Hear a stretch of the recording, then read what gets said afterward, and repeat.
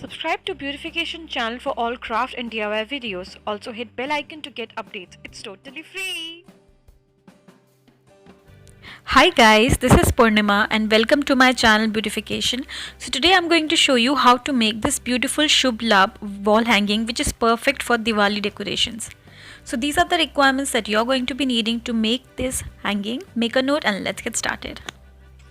So I'm taking 3 small size canvas, but you can also take waste cardboard of this size. Make sure that all the 3 are of same size. I'm painting 2 of my canvases in red color and I will paint the third one in gold color, which will give a very nice combination of red and gold.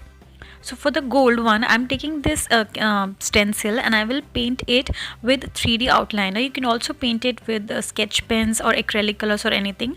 I really like the 3D effect of the 3D outliner, so I'm using that. And painting with stencil with 3D outliner is extremely simple. You just have to fill in the gaps, and as the 3D outliner has very small tip, it's very easy to do.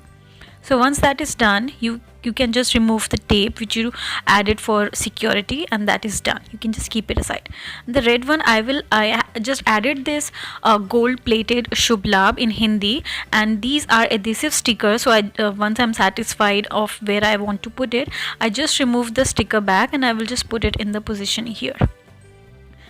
You can make any pattern you want, or you can put in any design you want on the outside or in the middle golden part, which is completely up to you. You can also add diya, you can also add Ganesh ji. I really like that pattern, so I added that. But if you want to add Ganesh ji, or you can also add diya, anything that will related to Diwali or festivals will completely match this wall hanging. It is completely up to your choice.